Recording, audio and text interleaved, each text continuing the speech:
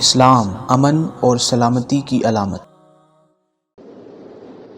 جب ان لوگوں کو خیال آیا تو انہوں نے حرم میں جا کر دعا مانگنے کے لیے سوچا۔ اس وقت ان میں سے ایک شخص نے کہا، اے لوگو، جب تک تم لوگ اپنے نبی علیہ السلام کی اطاعت قبول نہ کرو گے اور حود علیہ السلام کی پیروی نہ کرو گے، توبہ نہ کرو گے، بارش ہرگز نہ ہوگی۔ توبہ کرو پھر دعا مانگو، اللہ قبول فرمائے گا۔ لیکن وہ لوگ سیاہ دل ہو چکے تھے، وہ اس شخص کو چھوڑ کر خود حرم میں دعا کرنے چلے گئے۔ اس پر انہوں نے دیکھا کہ ایک طرف سے سیاہ بادل امڑ آئے۔ قوم عاد کے وفد کے لوگ بہت خوش ہوئے اور واپس قوم کی طرف چلے گئے۔ اب بارش ہونے والی ہے اور خوشیاں منائیں گے۔ لیکن ایسا ہوا کہ اس بادل سے بجلیاں کڑکنے لگی اور اتنی تیز آندھی چلنے لگی کہ اونٹ اس کی آندھی کے سامنے نہ ٹھہر سکے، اور تیز ہوا میں ان کے پاؤں زمین سے اکھڑنے لگے، اور آدمیوں اور سواروں سمیت ہوا انہیں اٹھا لے گئی اور پہاڑوں میں پٹخ دیا۔ ادھر جو لوگ شہر میں تھے انہوں نے تیز آندھی سے بچنے کے لیے اپنے بلند و بالا گھروں میں گھس کر دروازے بند کر لیے، لیکن اس آندھی نے ان کے پتھروں کے بلند و بالا گھروں کو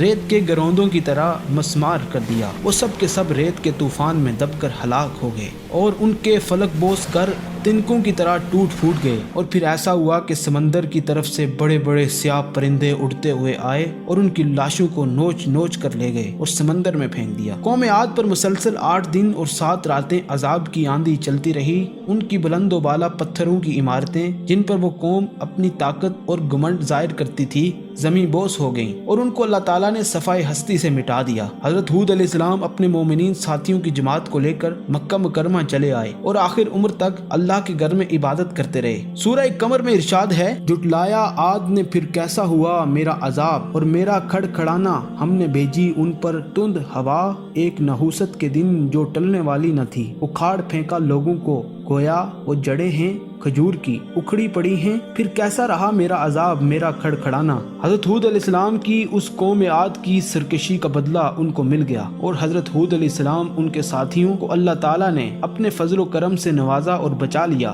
سورۃ الفجر میں ارشاد ہے، تو نے دیکھا کیسا تیرے رب نے عاد کے ساتھ جو تھے بڑے ستونوں والے، ان کی جیسی سارے شہر میں نہیں بنائی گئیں۔ آخر ہم نے اپنی مہربانی سے ہود اور اس کے ساتھیوں کو بچا لیا اور ان لوگوں کا جڑ کاٹ دی جو ہماری آیات کو جھٹلا چکے تھے اور ایمان لانے والے نہ تھے۔ اللہ تعالیٰ نے وضاحت کر دی کہ ہم نے قوم عاد کا مکمل طور پر خاتمہ کر دیا اور حضرت ہود علیہ السلام باقی ایمان والوں کو بچا لیا۔ اللہ صالح اور نیکوکاروں کو جزائے خیر دیتا ہے اور نیکی کا بدلہ نیکی ہی دیتا ہے، اور ظالموں کی جڑ کاٹنے پر آئے تو ان کا نام و نشان مٹا دیتا ہے۔